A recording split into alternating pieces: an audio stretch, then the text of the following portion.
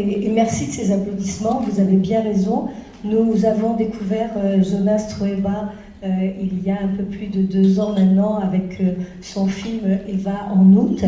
Nous l'avions invité et montré il y a 2 ans dans une situation où on sortait tout juste du confinement, donc le festival s'était réduit à un week-end et Jonas avait illuminé ce week-end.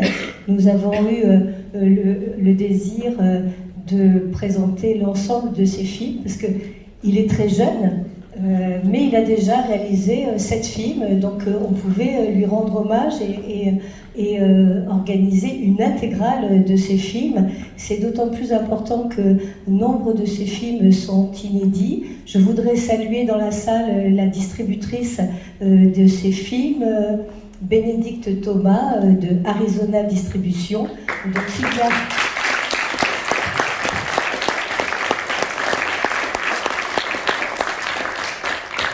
s'il y a des exploitants, des directeurs ou des programmateurs de festivals ou de salles de cinéma, un petit coup de fil à Bénédicte et vous prenez tous les films de Jonas.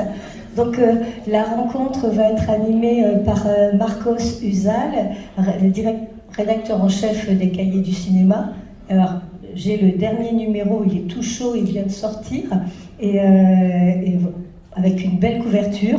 Vous voyez, c'est un cahier du cinéma, on a l'impression spéciale La Rochelle, parce que Pasolini, Fassbinder et Jonas Troeba qui est annoncé, et cette rencontre est joliment annoncée. Donc merci Marcos. Et la rencontre, Jonas parle très bien français, mais Marcos parle très bien espagnol, mais on a le plaisir d'avoir Tatiana avec nous qui traduira Jonas de sa langue maternelle. Je vous souhaite une belle rencontre.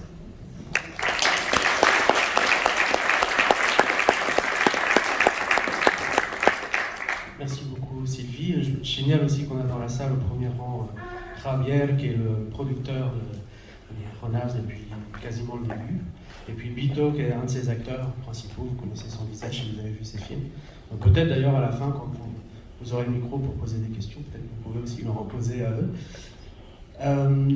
Peut-être, voilà, on va faire comme ça. J'ai posé des questions en français à Jonas, parce qu'il comprend très bien le français. Il répondra en espagnol, et Tatiana traduira les réponses.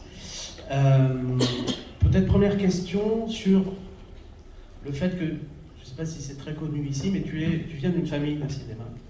Tu as un père qui est cinéaste, Fernando Trueba, un oncle qui est cinéaste, et après qu'il y avait un autre oncle qui filmait plutôt des films, disons, scientifiques.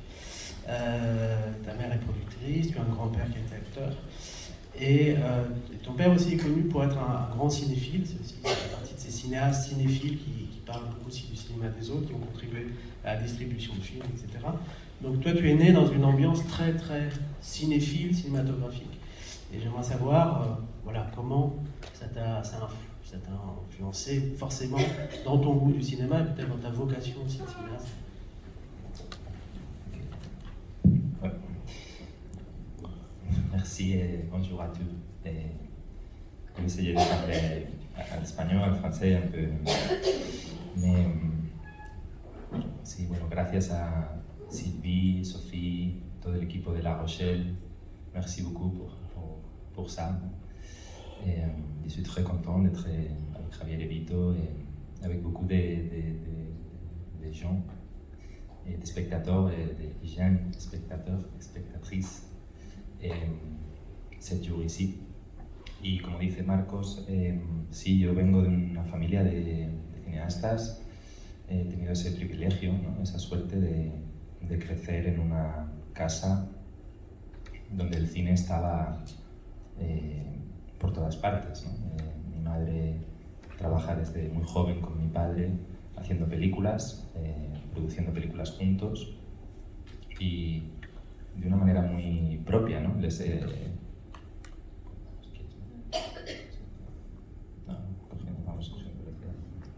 Alors en effet, moi je viens d'une famille de cinéastes et de cinéphiles, et en ça je reconnais que c'est un réel privilège, une chance qui m'a été donnée, et à la maison. J'avais tant ma mère que mon père qui travaillaient ensemble, ma mère en tant que productrice, mon père réalisateur, et qui du coup, depuis très jeune, on travaillait ensemble pour faire des films. Sí, mis padres empezaron a hacer cine en los años 80, principios de los años 80 en España, donde hacer cine era muy complicado, pero empezaba a ser un poco más fácil, ¿no? Y yo creo que empezaron a hacer películas muy jóvenes y de una manera como muy inconsciente, y han tenido la suerte de seguir hasta hoy. Siguen haciendo películas, ¿no? 40 años después, lo cual es bastante infrecuente en España. La mayoría de los directores de la generación de mi padre, excepto Almodóvar y quizás algún otro, casi todos han ido perdiendo fuelle, ¿no? Han ido desapareciendo, ¿no? Es muy difícil sostener una carrera cinématographique. Quand ils ont commencé à réaliser leurs films dans les années 80, la situation en Espagne était assez particulière au niveau de la production, et donc ça commençait à s'améliorer. Ils ont commencé très jeunes, avec une certaine forme d'inconscience qui derrière leur a permis d'arriver toujours aujourd'hui à travailler, à produire des films. Donc là on parle de plus de 40 ans de carrière, ce qui est assez rare en Espagne. Mis à part Almodóvar, globalement les réalisateurs de cette génération ont petit à petit disparu et arrêté de travailler. Así que tengo la suerte eso, ¿no? De ver cómo han ido evolucionando durante 4 décadas, y creo que siempre haciendo el cine que querían hacer, mejor o peor. Mi padre tuvo la suerte de hacer el cine que quiso hacer, por momentos bastante comercial, pero también un cine muy personal al mismo tiempo. Es un cineasta muy diverso, porque creo que es un espectador de cine muy abierto, ¿no? Él tiene una cinefilia muy amplia. J'ai eu la chance de pouvoir suivre leur évolution. On parle d'une évolution qui s'étale sur plus de 4 décennies. Mon père réalisait des films qui pourraient être qualifiés d'assez commercial, assez personnel. Mais ce qui peut-être le différencier, c'est que c'était un spectateur, en plus d'être un réalisateur très ouvert, avec une grande cinéphilie. Y entonces en casa siempre he crecido con muchos Betamax, VHS, DVDs, y de películas muy diferentes, ¿no? Con un rango muy grande, sin mucho prejuicio, ¿no? Como que no había una idea radical del cine, sino una idea como muy didáctica, no, muy didáctica no es la palabra, ¿no? Como muy sencilla, ¿no? Como una naturalidad con las películas, ¿no? Con poder ver películas de piratas americanas, de la comedia clásica americana de los años 30, cine francés, mucho cine checo, digamos, ¿no? Que era una casa llena de cine del mundo, ¿no? Quizás el cine español era lo que menos había. Ahora hablaremos de eso. Donc, comme je vous disais, dans la maison qui était vraiment emplie d'une ambiance de cinéma, il y avait nombre de VHS, DVD, et tous une très grande variété. Il n'y avait aucun genre qui était privilégié ou interdit par rapport à l'autre. Il n'y avait pas d'idée préconçue radicale sur le cinéma. Il y avait une réelle simplicité et ouverture. On pouvait aller de films de pirates, de films américains, de comédies, de films années 30, de films français, tchèques. Et c'est probablement le cinéma espagnol qui était le moins représenté à la maison. Sí, quizá por este complejo que tenemos los españoles, ¿no? Con tantas cosas, y con el cine también. Entonces la cultura española en esa época, ¿no? En los años 80, tal, para la generación de mi padre, también pues la cinefilia francesa marcaba, ¿no? Mucho. Toda la cinefilia española de esos años está muy marcada por la cinefilia francesa, ¿no? Entonces de alguna manera yo también heredo parte de todo eso, lo cual está muy bien, y luego cuando ya poco a poco vas creciendo, pues intentas también, tomas conciencia, ¿no? De cómo has sido, de cómo has crecido, ¿no? De todos esos privilegios que has tenido, pero también de las lagunas, ¿no? Y también empiezas a intentar hacer tu propia cinefilia, ¿no? A encontrar tus propios cineastas y también tu propia manera de hacer cine, ¿no?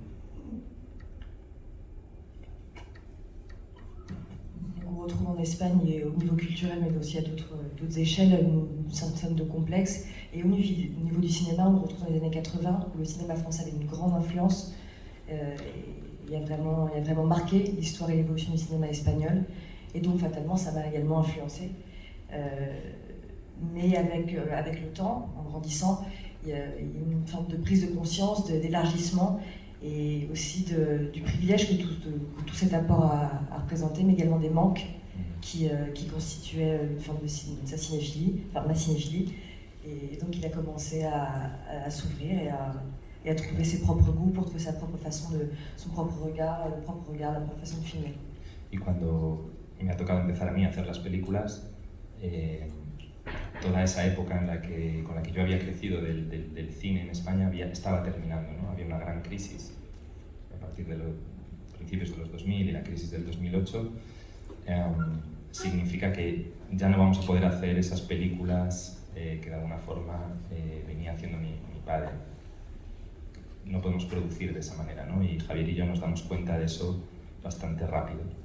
Y entonces entendemos que nuestras circunstancias son otras y que vamos a tener que hacer cine a nuestra propia manera, ¿no? De otra forma, en otro contexto que es muy distinto. Y digamos que, bueno, hemos ido aprendiendo poco a poco juntos, película a película, a, bueno, encontrar nuestra propia manera de hacer cine y de relacionarnos con el cine, siendo siempre muy conscientes de nuestras circunstancias y de las circunstancias del país, del lugar donde estás, ¿no? Donc quand ça a été mon tour de prendre la caméra et de commencer à réaliser mes films, le cinéma espagnol traversait une crise.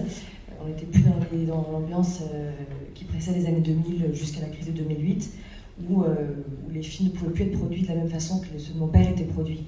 Donc il fallait trouver d'autres formes de production, de réalisation, un autre regard, parce que le contexte était radicalement différent. Et donc c'est ensemble avec Javier qu'on a travaillé, qu'on a commencé à évoluer ensemble pour trouver une autre façon de raconter et de produire d'autres formes, tout en cultivant une touche assez personnelle de notre cinéma. Alors si on parle de ton premier film, parce que souvent tu dis que le deuxième, Los Ilusos, dont on a parlé aussi bien sûr, est ton vrai premier film, ou ton film numéro 0. Et je trouve que, alors on voit un peu ce que tu veux dire, on va en reparler, mais pour moi ça minimise un peu le premier que je trouve très beau, de las canciones hablan de mí, et qui est déjà très personnel, c'est déjà très proche de tout ce que tu vas faire par la suite. Donc est-ce que tu peux... J'ai l'impression que c'est un film aussi plus produit, d'une façon plus classique que le premier. Donc qu'est-ce qui se joue dans ce passage du premier film, son mode de production, au deuxième, Los Ilusos, jusqu'au point que tu dises que Los Ilusos est le début d'autre chose. Qu'est-ce qui n'allait pas peut-être dans la production du premier que tu trouves avec le deuxième? Bueno, lo has dicho muy bien. O sea, es verdad que hay una tendencia como a minusvalorar la primera película cuando estoy diciendo esto de la película 0 como si eliminara la 1, ¿no? Y en realidad es verdad que es una película que para mí cuenta igual que todas, incluso más. Todas las primeras películas son las más importantes siempre, ¿no? Yo siempre he dicho que quizás mi género favorito de películas en el cine son las primeras películas, ¿no? Las óperas primas, ¿no? Creo que hay una belleza siempre en las primeras películas, es donde conoces a los directores. Lo bueno y lo malo está ahí normalmente, ¿no? Entonces mi primera película, no reniego para nada de ella, al contrario, es una película donde ya estaba intentando hacer lo que creo que he seguido haciendo. Era una cuestión de producción. O sea, el problema es como una cuestión de producción. Es la única película que no hemos producido nosotros y eso sí que generó en nosotros unas dudas, un aprendizaje, un sufrimiento que intentamos corregir a partir de la segunda película, que es la 0, porque empezamos nosotros de 0 a producir. Pero no quiere decir que la primera película sea mejor ni peor, ¿no? Creo que simplemente es la única que no hemos podido controlar à niveau de production. C'est vrai que j'ai une tendance à peut-être à sous-évaluer ou du moins à moins considérer le premier film de las canciones hablan de mí, mais en réalité il compte tout autant que les autres dans la mesure où dans un premier film on voit tant le bon que le mauvais réalisateur, on découvre toute sa patte, toute sa palette de couleurs et finalement j'aime énormément analyser et voir les premières œuvres de chaque réalisateur. Quand je considère que Los Ilusos c'est le film 0, c'est plutôt au niveau de la production. Pour l'autre film, c'est le seul film que finalement on n'avait pas produit nous directement. Donc du coup il y a eu énormément de souffrance, de doutes, des apprentissages, mais un manque de contrôle qui du coup diffère de tous les autres films qui vont suivre. Et c'est à ce niveau-là que je considère que c'est mon film zéro, Los Ilusos, dans la mesure où le contrôle était beaucoup plus grand au niveau de la production. Y hay algo que yo creo que le pasa a muchos directores de cine, que se preocupan mucho de hacer la película, pero cuando la han terminado de montar hay algo como que parece que ya su trabajo ha terminado y se desentienden, ¿no? Y yo no lo veo así. Yo creo que los distribuidores de las películas también considero que forman parte del distribuidor del proceso de hacer la película exactamente igual que el actor y que el director de fotografía o que la montadora, ¿no? Y eso me doy cuenta en esa primera película, donde sufrimos una distribución muy pobre, muy poco humana, ¿no? Como daba igual, ¿no? Es como poner la película en los cines y da igual cómo, no se cuidaba. Entonces al final todo el esfuerzo de la película creo que queda perdido, ¿no? E incluso traicionado, ¿no? Y esa sensación fue muy fuerte dentro de mí, y eso es lo que nos llevó a hacer Los Ilusos de una manera mucho más pequeña y sobre todo a distribuir nosotros la película. Yo mismo fui el distribuidor y me encargué de distribuir la película por salas.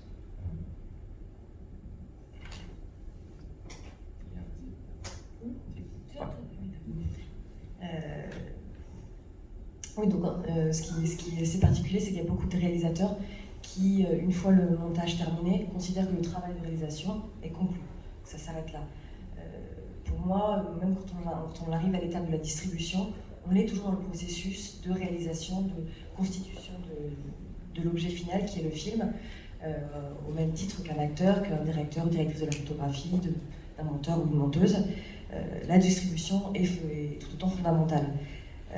Or, dans Todas las canciones hablan de mí, la distribution, on ne la maîtrisait pas, elle était finalement assez pauvre, le rapport humain était c'est vraiment minimaliste, il s'agissait juste de on fait sortir le film et voilà.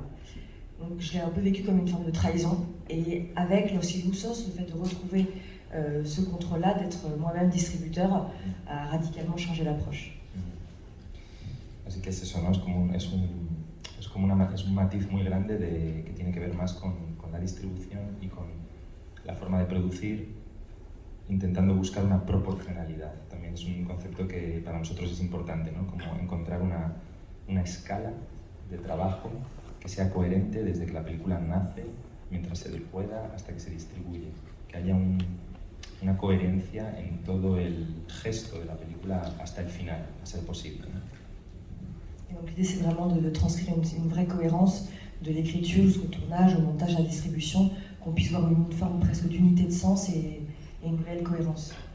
Sí, como que tengo una sensación de que el cine con la primera película me pasó, y el cine se sobredimensiona siempre demasiado, ¿no? Y pienso que en el momento de vender la película se hacen muchas tonterías, ¿no? No sé. Probablement la considération qu'on va prêter au cinéma peut être sans doute assez exagérée, et finalement au moment de la distribution on ne sait pas vendre, on ne sait pas partager et inciter à la distribution du film parce qu'on ne prend pas les bonnes mesures. Tu es aussi un réalisateur dont l'évolution, contrairement à beaucoup de cinéastes, et généralement ça nuit je trouve, ton évolution c'est pas que tu as eu de plus en plus de confort ou de luxe ou d'argent, c'est même plutôt une évolution contraire. Tu te revendiques même parfois comme un amateur. Et c'est vrai que Los Ilusos, tout d'un coup, c'est presque plus amateur dans le plus gros sens du terme que ton premier film. Et aussi quand tu as fait l'avant-dernier, Limpide, tu disais que tu voulais revenir à une forme très simple, filmer toi-même, avoir la caméra à la main. Donc ce travail, la question de la production pour toi semble très inhérente même à la fabrication des films, à la pensée des films, et avec, j'aimerais que tu nous parles un peu de cette idée que tu restes un amateur, que tu revendiques ça. Sí, quieres ir a por él. Se te cae. Sí, hay una idea que siempre me gustó de esto, ¿no? De estar haciendo siempre la primera película, ¿no? No perder, es un ideal imposible, ¿no? Pero no perder ese lado amateur iluso, ¿no? Que es como nosotros hemos transformado ese concepto de lo amateur en esta idea de los ilusos, que de alguna forma tiene que ver con eso. Esa película, Los Ilusos, se hizo en ratos libres, siempre con la única regla era cada vez que filmamos tiene que ser como un encuentro entre amigos y tenemos que volver a casa con ganas de volver a encontrarnos otro día para seguir filmando. Cosa que parece una obviedad, pero muchas veces en el cine, y sobre todo en el cine de bajo presupuesto, se sufre mucho. Hay un abuso de poder, de pretender hacer una película barata, pero como si fuera cara, ¿no? O sea, como tienes 10.000 euros o 100.000 euros, pero filmas como si tuvieras 1.000.000 de euros, ¿no? O exiges a la gente como si tuviera 1.000.000 de euros, ¿no? Eso no puede ser. Entonces, Los Ilusos creamos unas reglas del juego que tenían que ver con el placer, con la proporción, de nuevo, ¿no? Con filmar pocas horas, a gusto, volvernos a encontrar, ¿no? Todo eso. En effet, toute cette dimension amatoriale, on le retrouve même dans le titre, c'est cette idée d'être amateur, donc iluso, d'avoir toutes ces illusions de début, et donc on travaillait avec intermittence, donc avec de courtes périodes. Et l'unique règle que j'avais imposée, c'était que ces retrouvailles soient des retrouvailles et des moments partagés entre amis. Et qu'au moment de repartir chez soi, ou de repartir, qu'on ait envie encore de se retrouver, qu'on ait vraiment ce plaisir qui soit prépondérant. Assez souvent, cette dimension va être gâchée quand il y a des pressions au niveau budgétaire. Quand un film finalement a assez peu de moyens, on parle de 100 000 euros, finalement on va nous demander avec peu de moyens d'obtenir un résultat qui équivaudrait à un film à grand budget, un budget d'1 million d'euros. Et cette exigence-là produit une pression qui est assez incroyable. Là, il était vraiment question de maintenir le plaisir au centre du travail, en travaillant peu d'heures, et de se concentrer sur ce plaisir partagé. Y creo que esta regla la hemos intentado sostener a lo largo de todas las películas hasta hoy. Cada película ha sido un poco diferente, ¿no? Hemos ido inventando la manera para cada película. Es importante también no sistematizar, o sea, no pensar que hay una única manera de hacer películas, sino encontrar la manera de hacer cada película, ¿no? En cada película hay que inventar una forma de trabajo. Y bueno, eso ha sido lo más emocionante, ¿no? De todos estos 10 años, ¿no? Desde Los Ilusos hasta hoy, ha sido eso, ¿no? Como trabajar juntos, película a película, encontrando la manera con cada una de ellas, ¿no? Y manteniendo este espíritu de Los Ilusos con cambios, con dudas siempre, ¿no? Con mejoras, con película a película, ¿no? Donc vraiment, c'était important de maintenir cette condition et ce contexte tout au long du film, finalement tout au long des autres films, même si il faut éviter cette tendance de systématiser, de rendre vraiment automatique une unique forme de travailler, de maintenir cette créativité, cette invention que chaque film requiert, d'avoir une nouvelle façon, une nouvelle approche, et c'est finalement ce qui va transparaître de ces 10 dernières années, depuis Los Ilusos jusqu'à aujourd'hui, où on travaille ensemble, on partage nos doutes, nos apprentissages, on évolue ensemble, et on va travailler à trouver une manière propre à chaque film, une approche particulière. Et ça, finalement, c'est ce qu'on retrouve dès le début avec Los Ilusos. Ouais. Y pienso que quizás lo más interesante de estas películas que hemos hecho, siempre he pensado que nace en la producción, nace en esta cuestión del diseño de producción, de cómo las películas se han hecho. Esto es lo que finalmente se ha contagiado a la propia película, y lo que la película transmite, lo mejor que transmite para mí, viene de la manera en que se ha hecho. O sea, no es tan importante qué es la película, qué quiere contar, sino cómo la película se ha hecho, ha sido hecha, y que esto se transmita, ¿no? Que esto la película lo recoja, ¿no? Finalement, tout va centraliser autour de la production, de comment le film a été pensé, comment le film, finalement l'origine du film, c'est pas qui va du coup fatalement transparaître au moment du tournage et jusqu'au produit fini. Mais ce qui finalement est important, c'est pas tant le message final, le quoi, qu'est-ce que raconte l'histoire, mais le comment elle a été pensée, comment le film et l'histoire ont été pensées et construites. Et c'est finalement ça qui va donner la couleur particulière au film. Et aussi l'autre chose, c'est aussi le film où tu rencontres beaucoup de tes acteurs, dont 8, et tu as travaillé quasiment avec les mêmes acteurs sur tous tes films. Donc j'aimerais savoir comment ça a un peu aussi forcément influencé ton cinéma, d'avoir trouvé une certaine manière une troupe d'acteurs. Comment tu as travaillé avec eux, comment ça a nourri même les récits, les histoires que tu racontes, les personnages. Sí, eso es fundamental, ¿no? Es como esta cuestión de hacer cine con actores, que son personas, que son amigos, y este ideal de crear una pequeña troupe, ¿no? De actores, también de técnicos, como una banda de rock, como una banda de teatro. Siempre me he fijado en directores que me interesan, que construyen sus películas con una especie de familia, ¿no? De actores. Esto lo puedes ver en películas checas, ¿no? Donde encuentras a los mismos actores, está en ciertos actores de la Nouvelle Vague, está en el cine italiano, ¿no? Que me gusta mucho también, ¿no? Es como actores que giran en torno a un director, o que más bien ese director gira en torno a esos actores. Renoir, ¿no? También tenía un poco sus actores familiares.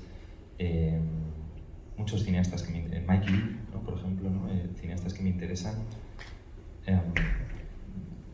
Aprendo de ellos que repiten con los actores y que hacen de esa repetición con los actores una filosofía, una ética, construyen una ética, y para mí ha sido una de las privilegios más grandes, ¿no? Poder encontrar actores como Vito, como Francesco, como Itxaso Arana, Isabel Stoffel, Michele Burroz. Son actores que han trabajado en varias de nuestras películas, hemos crecido juntos y entre ellos han generado una relación dentro de las películas, ¿no? Y de una manera hemos aprendido también, ¿no? Como no sé muy bien cómo trabajamos, no hay un método, hay como una especie de afinidad, ¿no? De confianza que se ha ido generando entre nosotros, ¿no?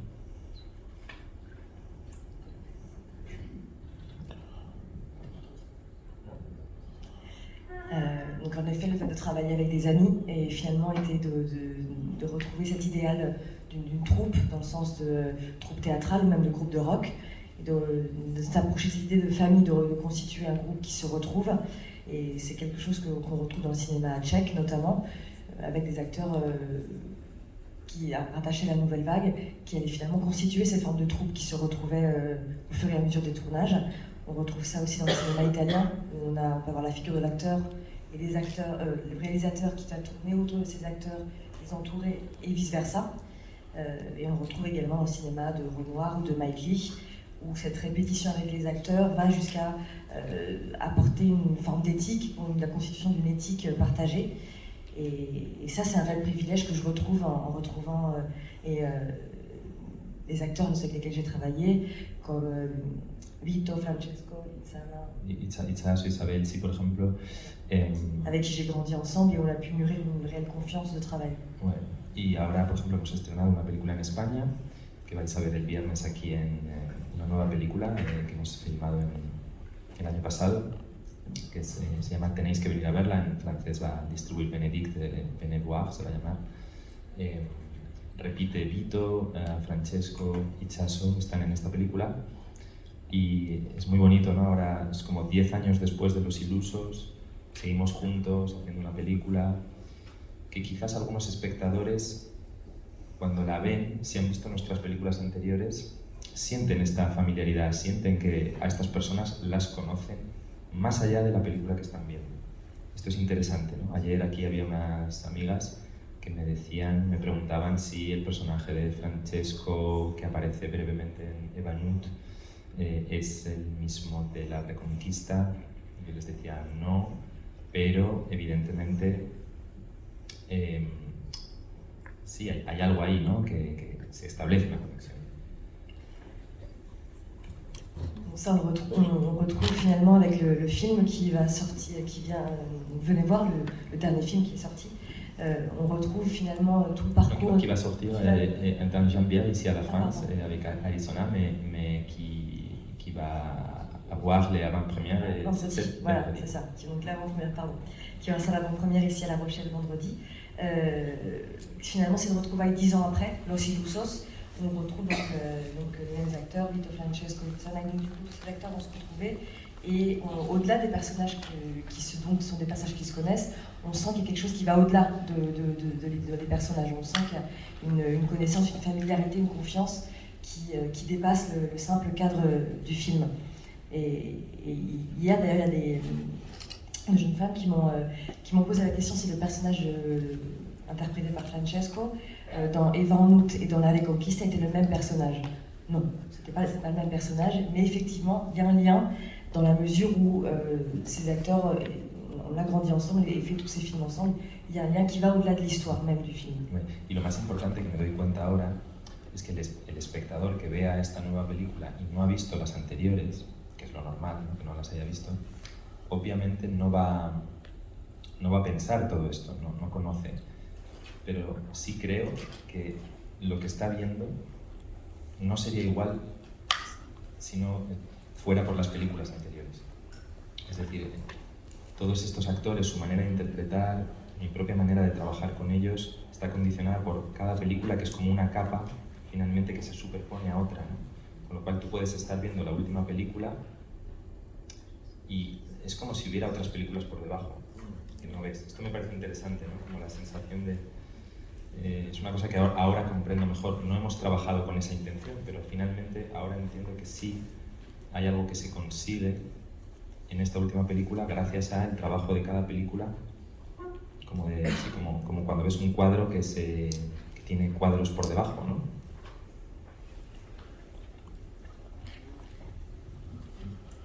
Et je pense aux spectateurs qui iront voir donc ce film sans avoir vu les précédents, où évidemment du coup ils n'auront pas toute la chronologie qui précède, les références ou même l'habitude, la familiarité de voir ces personnages et ces acteurs. Mais même s'ils n'ont pas vu les précédents, je pense qu'il y a quand même quelque chose qui va ressortir, qu'ils vont percevoir, sans forcément en avoir une conscience directe, tout simplement parce que le fait d'avoir travaillé ensemble, d'avoir créé ces différentes couches d'expérience, finalement conditionne l'approche et le résultat final. C'est-à-dire que même si on ne voit pas la ressemblance et la continuité, on ressent l'histoire qu'il y a derrière. Et c'est cette idée de travailler par couches qui vont se superposer et qui du coup vont se nourrir. Je n'avais pas forcément même conscience, mais petit à petit ça transparaît et ça devient assez évident que sans ces expériences accumulées, on n'aurait pas obtenu ce résultat. Sí, es la idea de no estar tan obsesionado con hacer la película cada vez, ¿no? Como una película, sino estar haciendo cine juntos. Es diferente. Yo creo que hay cineastas que quieren hacer cada vez la película, ¿no? La mejor película. Esto no ha sido nuestra idea. Siempre ha sido como hacer otra, ¿no? Hacer cine juntos, haciendo películas, ¿no? Pero creo que eso son como dos formas de entender, ¿no? El hacer cine, ¿no? Y la nuestra es más una acumulación, ¿no? Película a película, que la sensación de que cada película tenga que ser la película definitiva, ¿no? Sino que dialogan entre sí como variaciones, ¿no? Entre ellas, ¿no? Y que se enriquecen y que nos enriquecemos con cada película, ¿no? O algo así. Oui, donc comme quand dans une cadre, dans une peinture, on peut en trouver d'autres derrière, de la même façon, il y avait cette idée qu'un film ne doit pas être pensé, enfin, du moins c'est ce que je pense, un film ne doit pas comme étant un film unique, un objet dans son entièreté qui est un espèce d'aboutissement oui, absolu. Finalement, c'est pas tant faire un film, le film, mais un autre, une continuité de sorte à souligner un dialogue et presque une variation de thématiques. Et en tout cas, c'est la compréhension, c'est notre compréhension du cinéma. Et c'est ce qui permet aussi d'amener un enrichissement entre les films, entre nous, d'avoir ce dialogue entre ces films qui se suivent. C'est vrai que c'est ce qui fait que voir tous les films dans une rétrospective est d'autant plus passionnant parce qu'il y a effectivement cette espèce de continuité avec des ruptures et des différences, c'est pas un système. Mais dans ce sens, c'est là où je trouve qu'on voit aussi l'influence de ta cinéphilie qui est moins une influence formelle que dans des modes de production, de penser le cinéma. Disons que je sais que tu aimes beaucoup Romer, on s'en fout, tu es beaucoup plus proche, enfin, cette façon de penser est proche de ces cinéastes-là, plus que de Kubrick, justement. C'est de faire un chef-d'œuvre à chaque fois. Sí, precisamente en una, creo que hablamos, ¿no? En un número de Calles du Cinema de los 100 números, bueno, era un número de Calles du Cinema donde había una entrevista muy larga con Romer, donde él hablaba de que la diferencia de los cineastas franceses de su generación entre los que se producían a sí mismos y los que no. Y él decía que los que no finalmente habían sufrido, habían, sí, como un poco desaparecido, habían tenido más problemas. Y que finalmente eran él, Godard, Truffaut, creo que Rivet también, que habían conseguido sus propios medios de producción, frente a lo mejor a Eustache, que nunca llegó a conseguir ser su verdadero dueño de sus películas, ¿no? Y que eso le había llevado quizás a la frustración total, ¿no? Es otro concepto que para mí es muy importante, la frustración. El cine para mí está muy ligado a la frustración, porque trabajas con la realidad. Entonces la realidad es casi siempre te puede, ¿no? Y es muy fácil caer en la frustración, no lograr la película ideal que has soñado, ¿no? Eso solo lo puede lograr quizás Kubrick, que es capaz de, o no sé si Hitchcock o directores que son capaces de imaginar algo y ejecutarlo, tienen el dinero, los medios, no sé. Pero normalmente no tenemos esa capacidad y nos frustramos. Y hay que saber gestionar esa frustración, hay que saber ajustarte a tu propia escala para, sí, como para vencer esa frustración, ¿no? O hacer esa frustración algo positivo, ¿no?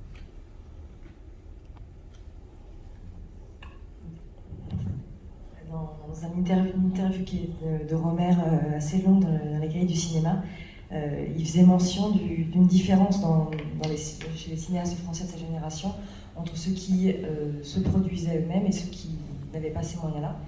Et il faisait remarquer que ceux qui n'avaient pas cette maîtrise de leur production, finalement, travaillaient avec pas mal de souffrance et le résultat s'en ressentait, contrairement à d'autres auteurs qui réussissaient à se produire, comme Godard, Truffaut ou même Rivette, qui, du coup, permet d'éviter une forme de frustration absolue. Et c'est finalement cette frustration que je trouve assez centrale dans l'approche cinématographique, dans la mesure où la frustration est nécessairement liée à la réalité.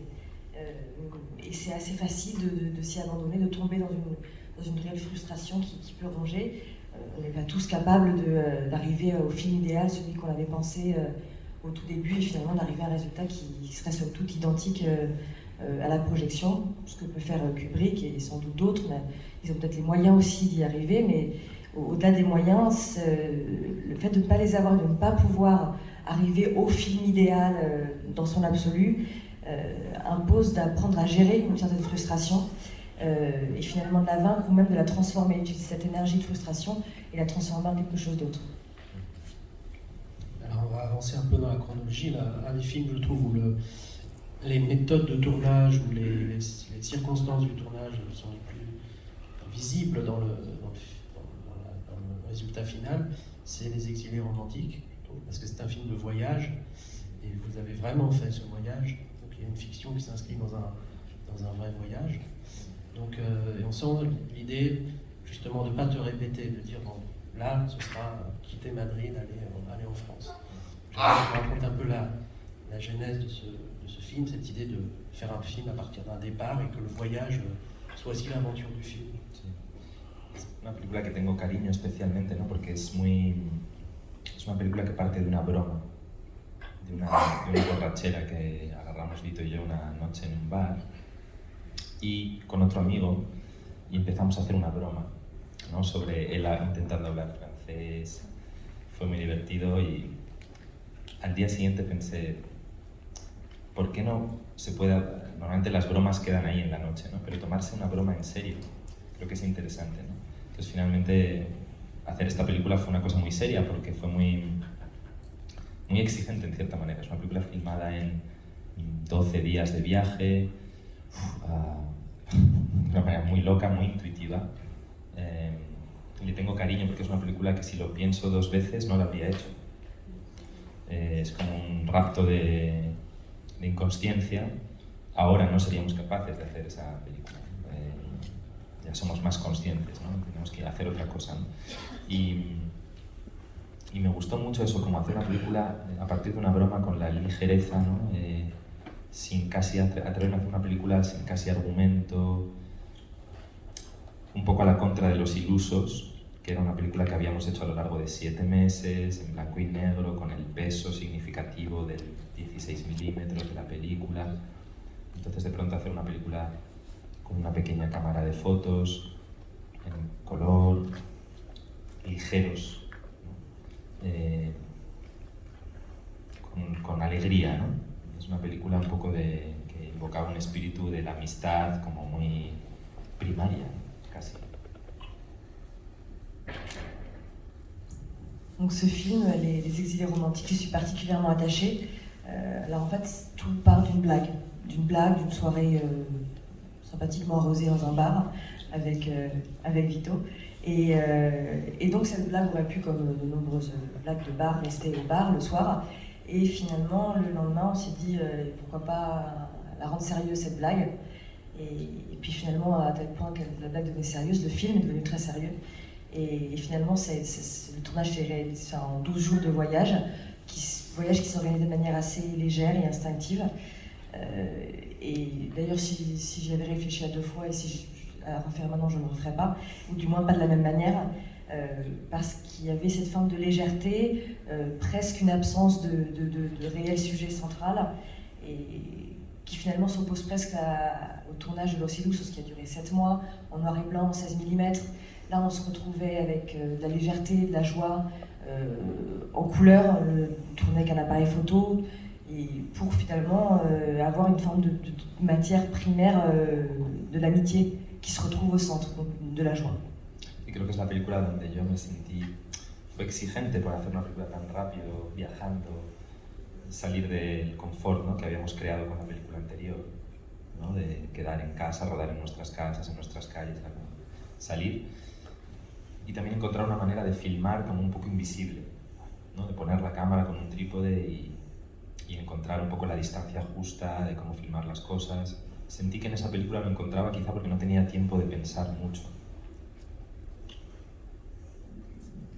Finalement, les exigences ont changé. Au moment de ce tournage, j'étais particulièrement exigeant, puisqu'on n'avait pas le confort du film précédent. On avait tourné dans nos maisons, dans les rues qu'on connaissait.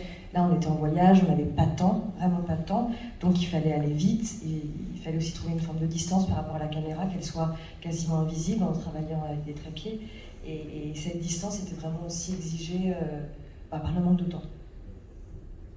Par exemple, il y a une scène moi, que j'aime beaucoup dans ce film, qui est la scène, alors, je ne sais pas si vous l'avez vu, ce film des exilés romantiques. Si vous ne l'avez pas vu d'ailleurs, je ne sais pas s'il passe encore. Et quoi que oui. Oui, allez le voir.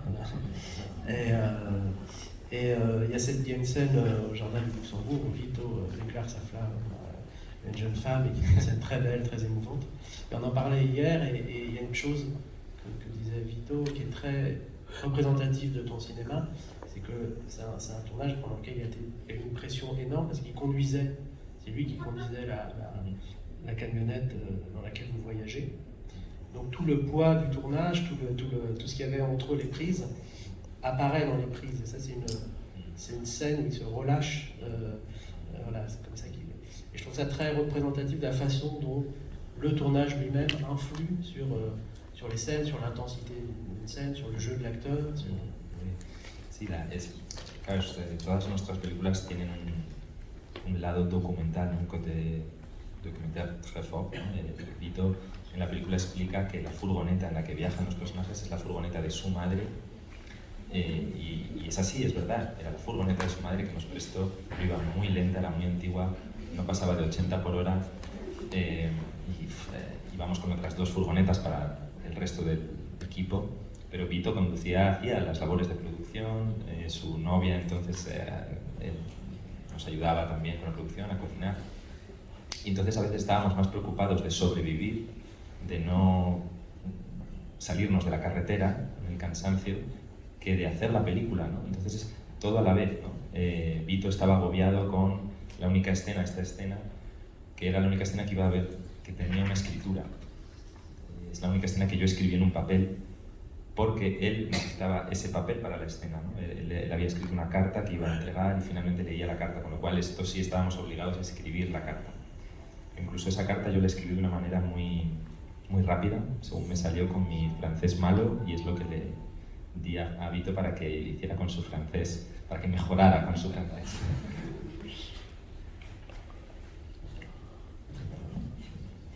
Comme dans finalement tous mes films, il y a un aspect documentaire qui est présent.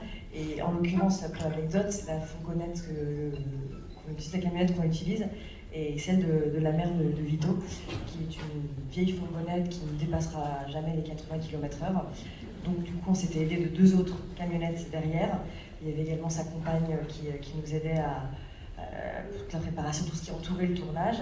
Et la préoccupation de ne pas perdre le chemin, de garder le cap, de juste pas se planter dans l'organisation du voyage était presque majeure par rapport au film et s'en est fait ressentir.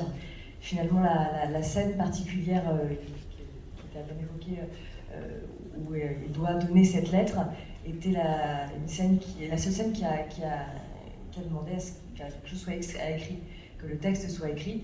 Et c'était celle qui le stressait le plus. Du coup, j'ai écrit cette lettre avec le français qui est bien, mais très rapide. Et l'idée, c'était, donc voilà, j'écris une lettre rapido, je la passe à Vito, et avec un peu de chance, il améliorera son français. Es un momento muy emocionante de nuestra vida, ¿no? Filmar esa escena en un único plano muy largo. Y yo recuerdo, hicimos 3 tomas, ¿no? Y la sensación de que hablamos de cómo va a ser la escena, pero al mismo tiempo, en el momento de dar acción, sabes que estás en sus manos, ¿no? Y que va a pasar todo un tiempo. Te despides de él casi antes de la toma, como bueno, hasta luego, a ver qué pasa, ¿no? Porque son 9 minutos. En una película de 70 minutos, esa escena es un plano de 9. Es decir, que toda la película está como, en cierta manera, construida para esa escena. Y es muy bonito esta sensación ahí también de que el actor te pones en sus manos, ¿no? Y dices, bueno, a ver cómo sale de esta, ¿no? Creas unas circunstancias, una situación y dices, apáñatelas, ¿no? O sea, a ver qué haces con esto, ¿no? Y es una manera de dirigir que me gusta mucho, ¿no? Con actores que sabes que confían en ti y en los que puedes confiar, ¿no? Le tournage de cette scène est pour moi un souvenir qui est particulièrement émouvant. Le plan était particulièrement long. On a fait 3 prises pour cette scène.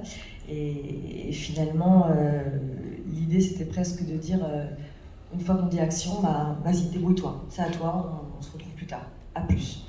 Et c'est une scène qui dure quand même 9 minutes sur un film de 70 minutes. Comme si tout le film était construit pour arriver à cette scène, qui devient quasiment centrale. C'était comme, en fait, tout était entre ses mains, entre les mains de l'acteur, au moment où on dit, vas-y, c'est à toi de jouer.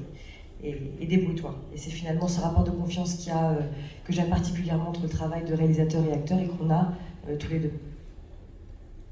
Et aussi les exilés romantiques et ce qu'on pourrait appeler un film de vacances, comme Romer disait que beaucoup de ses films étaient des films de vacances, c'est-à-dire que tu aimes aussi toi filmer les personnages à un moment où ils sont mis en vacances.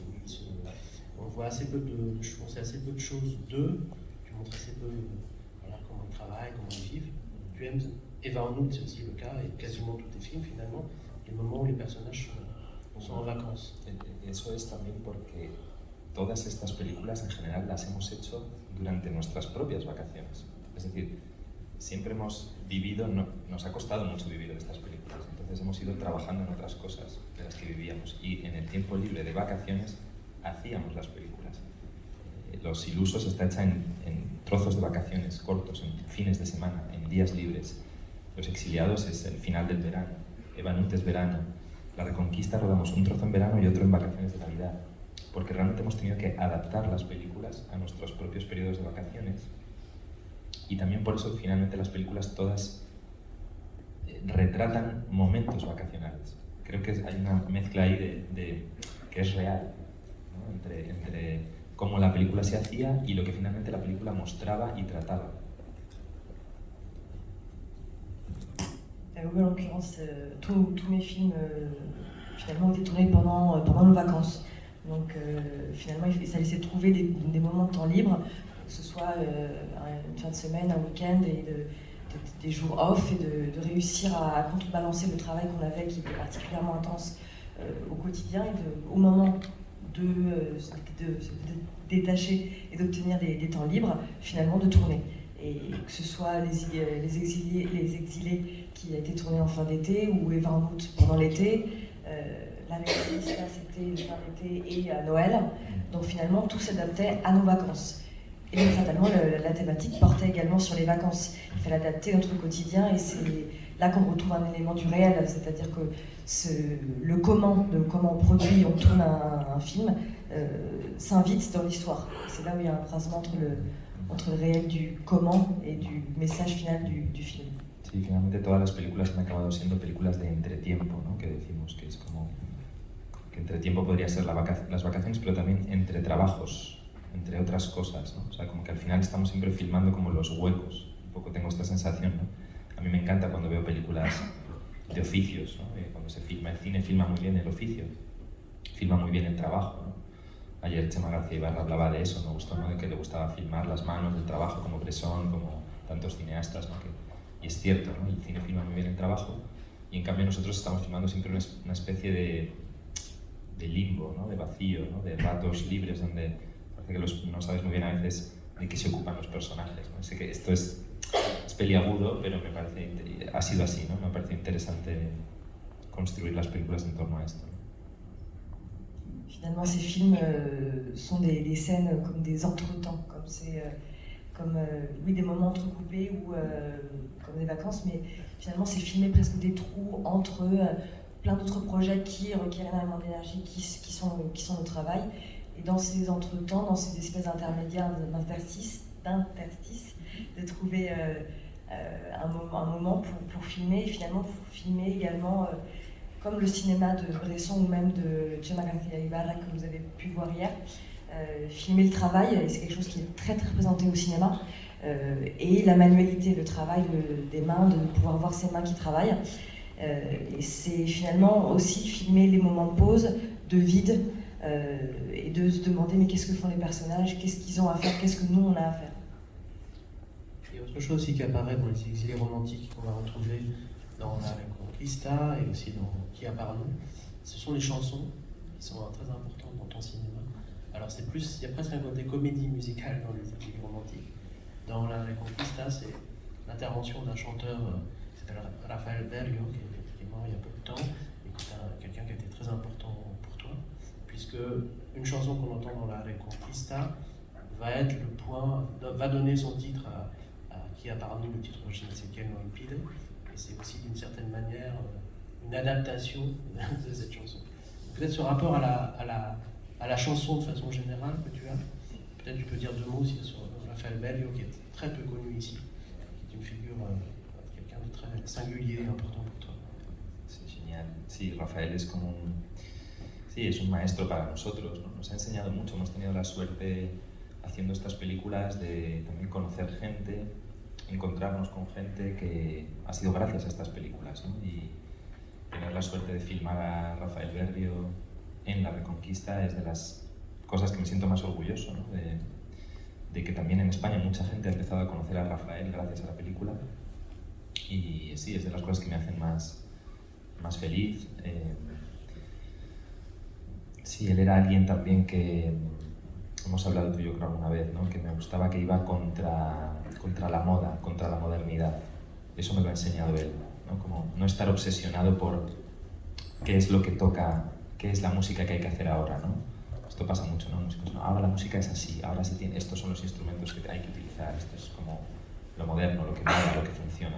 Rafael eso le daba igual, él seguía haciendo música como él la sentía. Y quizás finalmente el tiempo le acabe dando la razón, porque cuando los que están hoy de moda pasen de moda, probablemente él siga estando en su mismo lugar, ¿no? Y eso es interesante para mí, igual que... Alors En effet, pour moi comme pour nous, Rafael Berrio était un réel maître finalement, et grâce à lui, c'est aussi lors de ces tournages où on rencontre différentes personnes qui vont enrichir et nous apprendre énormément.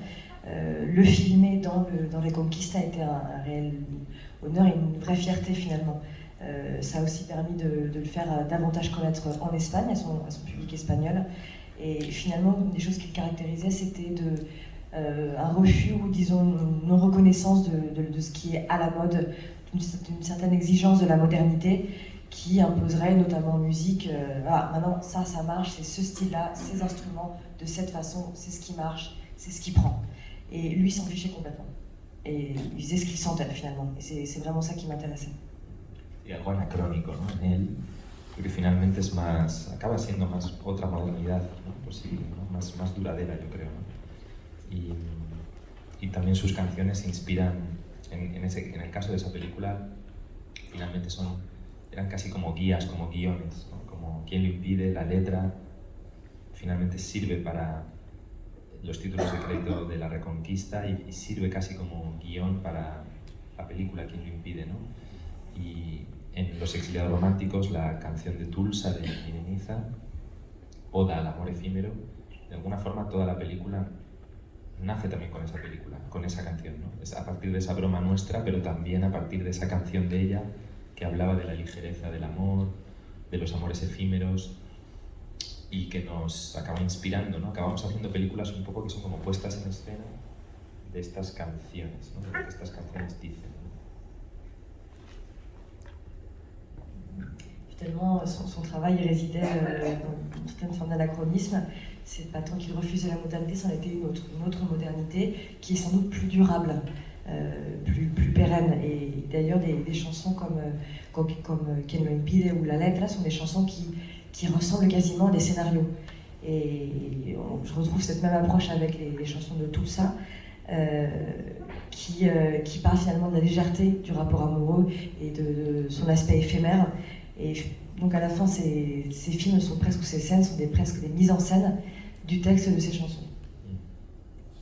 Oui, finalement, Jonas nous parle un peu de lui à travers Rafael Berrio. Je traduis aussi dans ce sens-là, parce que tu as trouvé un système de production qui te permet de faire toi aussi exactement ce que tu veux, sans dépendre de la mode, d'acteurs qu'on va t'imposer ou de sujets qu'on va t'imposer. Donc cet anachronisme, en ce sens, qui est d'être dans ton temps à toi, c'est aussi ce que tu as trouvé. Sí, es eso, es esa... Desde la primera película, desde todas las canciones decían que éramos anacrónicos. Siempre nos lo dijeron y siempre me lo tomé como un cumplido.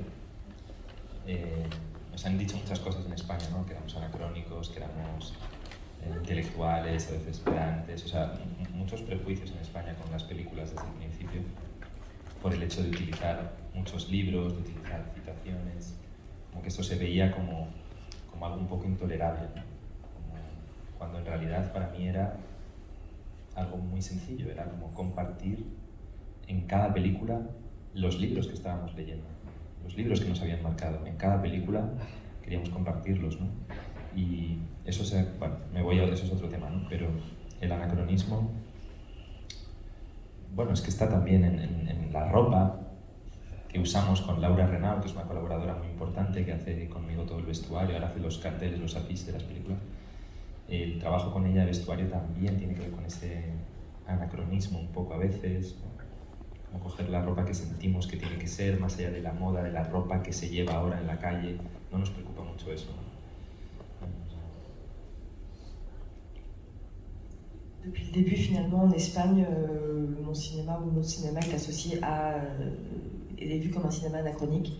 C'est finalement quelque chose qu'on nous dit depuis le début, et j'avoue le prendre plutôt comme un compliment. Même si on a été taxé d'intello, qu'on utilisait beaucoup trop de citations, de livres, et que c'était complètement anachronique et dépassé, finalement, ces préjugés qui considéraient l'usage de citations était juste une question de partager les livres qu'on aimait en ce moment. Et finalement, on retrouve ça aussi pour les vêtements qu'on portait dans les tournages, toute la partie costume dont s'occupe Laura, avec qui je travaille énormément. Et finalement, il n'était pas question de choisir le vêtement à la mode, le tissu qui va bien, qui marche bien, mais ce que nous on sentait, ce qui nous allait de porter. Dernière question avant de passer le micro public si vous avez des questions. Tu as dit hier au présenteur aussi Doussens que c'était le début d'un cycle et que ce cycle de 10 ans, là, d'une certaine manière, se terminait, si j'ai bien compris, avec Venez voir. Alors qu'est-ce qui se termine? Qu'est-ce que ça annonce par la suite? No lo sé, yo mismo me lo pregunto, pero es un sentimiento que he tenido quizás al llegar a los 40 años. Bueno, ha sido un poco, sí, lo he sentido así. Con cada película, con La Reconquista, por ejemplo, es una película que también sentí que estaba perdiendo, por ejemplo, la juventud, ¿no? A partir de como que Los Exiliados Románticos fue un poco la última energía más juvenil. La Reconquista ya trabajaba una energía más de pronto de distancia, ¿no? De perspectiva con respecto a muchas cosas. Y ya entré con Eva en agosto, creo, en una fase más del puro presente, ¿no? Que seguí con Quien lo impide. Y ahora con Venez voir, pues es un poco como, sí, algo que no sé si se cierra, pero sí sentí, no, quizás es por mi edad y no sé, como que siento que hemos sido capaces en estos 10 años de trabajar de una manera muy a gusto, muy nuestra, estoy muy orgulloso, pero no sé si vamos a ser capaces de seguir trabajando así. Ahora vamos a hacer una película a final de año más, de nuevo volvemos como a una película de mayor producción, lo cual me gusta, porque creo que nos lo hemos ganado y que la película lo exige, lo pide, pero vamos a ver qué lecciones aprendemos de eso, ¿no? Cómo salimos de eso, ¿no? Alors, est-ce que c'est la fin d'un cycle et surtout qu'est-ce que je vais faire après? Ça, j'en sais fichement rien. C'est sans doute aussi l'approche de la quarantaine qui marque un tournant. Et finalement, dans le film La Reconquista, on remarque déjà qu'il y a une forme de jeunesse déjà qui s'efface, on s'en éloigne. Il y a une distance qui est prise avec une nouvelle perspective. Probablement Les Exilés romantiques était le film où la jeunesse restait encore prépondérante et vraiment centrale. Avec Eva en août et Quien lo impide, on s'en éloigne encore plus. Et avec Venez voir qui donc de cette façon conclut ce cycle, on se rend compte qu'après ça on sera probablement plus capable de faire la même chose, de porter le même regard. Et donc là le prochain film, donc le prochain projet qui est en cours, qui est pour la fin de l'année, pour le coup aussi marque un tournant. Ce sera un autre type de projet avec un autre type de production qui est beaucoup plus importante, mais sans doute que le rôle du film, la thématique du film rend cette production importante vraiment nécessaire. Est-ce qu'il y a des questions dans le public?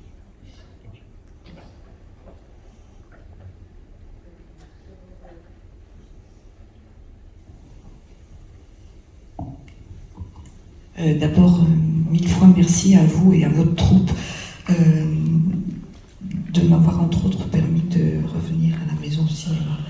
Et une des questions, parce que on fourmille de questions et de fascination, enfin voilà, merci.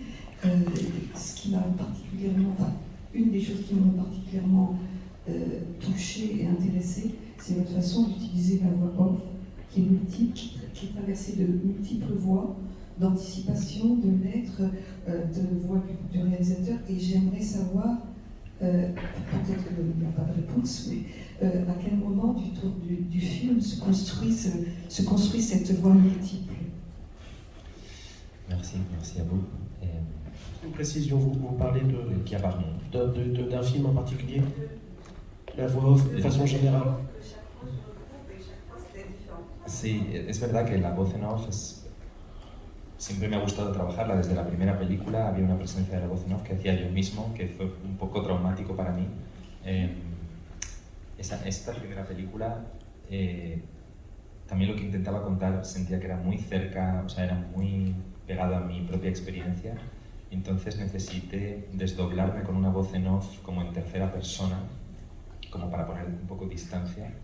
Y eso me ayudaba también a encontrar la distancia de la cámara a partir de la voz en off. Y ya empecé eso, a darle vueltas, ¿no? A cómo trabajar la voz en off desde esa primera película, de cómo incluso mezclar el sonido de la voz. Cometí errores, en esa película mezclé mi propia voz con una reverse en el espacio de cada secuencia donde sonaba, y hizo cosas un poco extrañas, quizá, de primera película, ¿no? De querer ideas que eran demasiado complejas, ¿no? Que luego no funcionaban. Y la voz en off la he seguido utilizando también un poco en Los Ilusos, también había un poco de voz en off en la Reconquista, en Nueva Agosto, siempre hay pequeñas voces en off. Y en Qui a Parnu, de una manera muy fuerte, con el aprendizaje de se puede hacer la voz en off de una manera menos rigurosa, menos... La voz en off en el cine suele ser demasiado, no sé, tiene como unas reglas. Y en quien lo impide, en Qui a Parnu rompemos esas reglas. Las voces en off cambian los tiempos verbales, no importa nada, todo vale, ¿no? Están grabadas con teléfonos móviles por los jóvenes, corrigiendo, las propias voces se corregían en el momento. Y sí, y creo que eso me gustó mucho, ¿no? Como lograr finalmente trabajar la voz en off con esta falta de, o con esta libertad, ¿no? Que no tenía en mi primera película.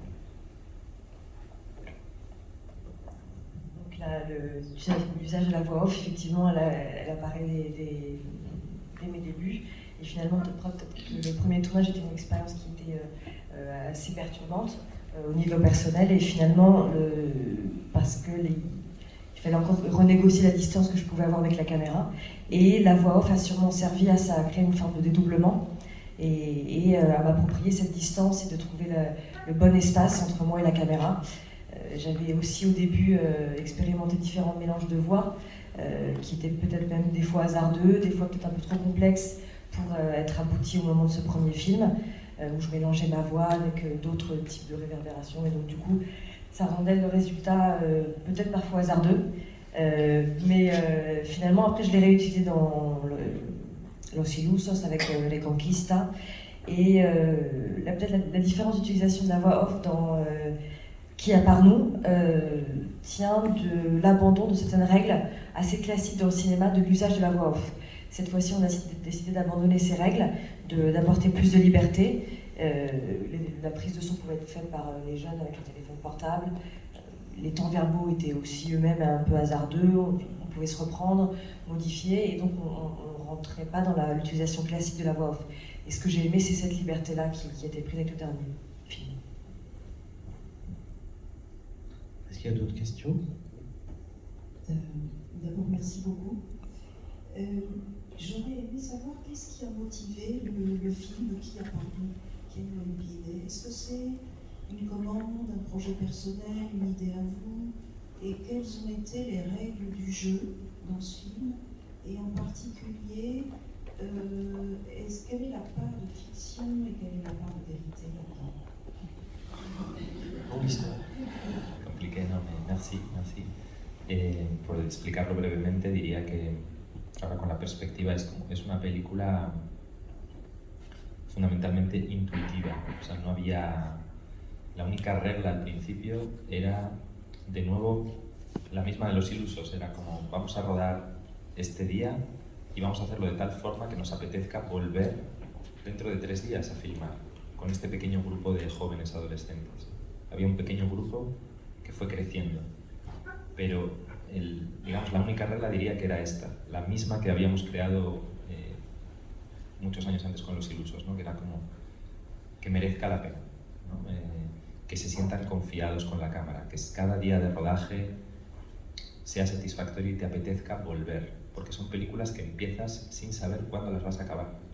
Con Los Ilusos, aquí está Javier, mi amigo y mi socio, fue muy divertido porque fueron 7 meses, pero al principio no habíamos planeado, vamos a hacer la película en 7 meses.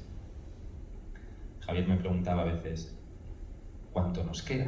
¿No? Me decía, ¿cuánto porcentaje de película tenemos? Y yo le decía, 30%. O pasaban 2 meses y me decía, ¿cuánto tenemos ahora? Yo le decía, 70%. Y luego otra vez me preguntó, ¿cuánto tenemos? Y le dije, 85%. Y una siguiente vez me preguntó y de pronto le dije 60%. Entonces me miró como, pero estábamos en 85% la última vez, ahora estamos en 60%, ¿cómo puede ser? Y era porque realmente había una incertidumbre grande, no estaba claro, ¿no? Y con Quién lo impide es parecido. Son aventuras de películas que no sabes cuándo empiezan y por qué, pero no sabes dónde acaban.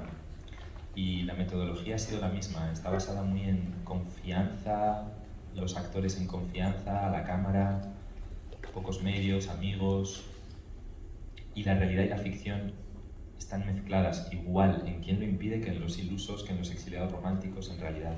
Son muy parecidas, solo que Quién lo impide son jóvenes, muy jóvenes, y tenían que aprender estas de nuevo, ¿no? Frente a otras películas que ya hacemos con actores que conocen esta manera, ¿no?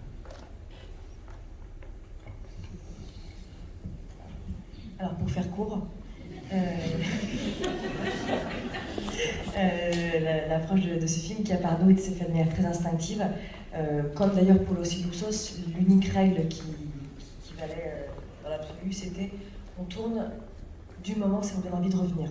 Il faut que le moment du tournage d'aujourd'hui nous permette de revenir dans 3 jours et plus. Donc le plaisir reste central. Ce qu'on retrouve dans Los Ilusos. On travaille cette fois-ci avec un groupe de jeunes qui s'est agrandi au fur et à mesure, et le temps qui demandait aussi de travailler une forme de confiance, avec confiance entre nous, confiance vis-à-vis de la caméra, ce qui fait qu'on ne savait absolument pas quand est-ce qu'on allait le finir, le film. Mais d'ailleurs, comme pour Los Ilusos, qui est un film qui a duré 7 mois, c'était absolument pas le projet initial.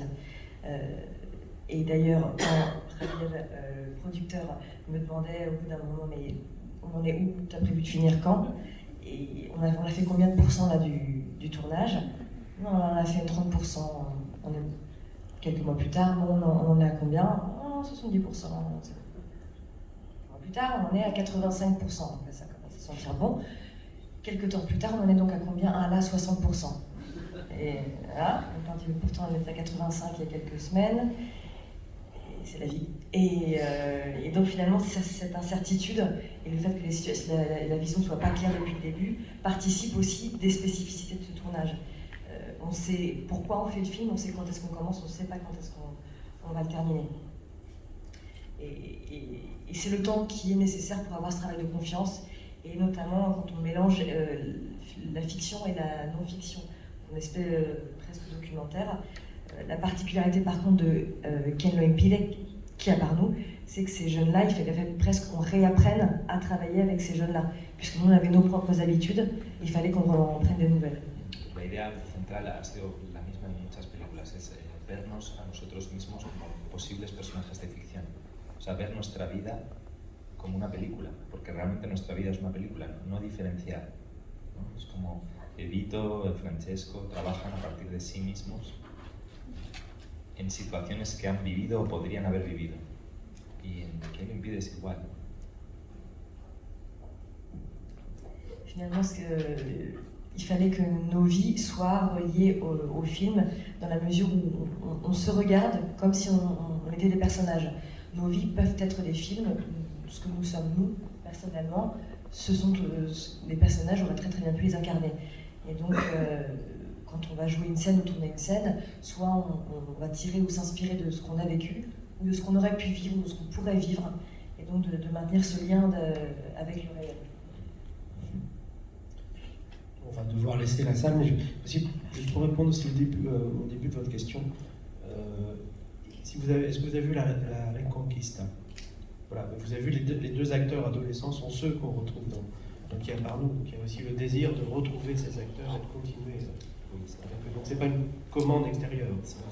Sí, es como una película lleva a otra, ¿no? Es un poco lo que hablábamos antes, ¿no?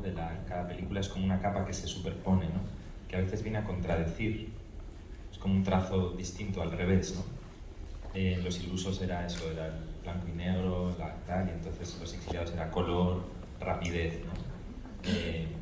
Después La Reconquista era una película más posada, más hacia atrás, ¿no? Entonces Quién lo impide es una película más de presente, con otra metodología, ¿no? Cada película en realidad viene a contradecir la anterior, pero finalmente es una prolongación, ¿no? Es esta contradicción todo el rato con cada película. Después de hacer Quién lo impide, que ha sido casi 5 años de trabajo, cientos de horas de montaje y de trabajo agotador, hemos hecho Benevoir, tenéis que venir a verla, en 8 días, y la hemos montado en 10, y es una película de 60 minutos, porque necesitábamos como hacer un poco lo contrario, ¿no? Otra vez, ¿no?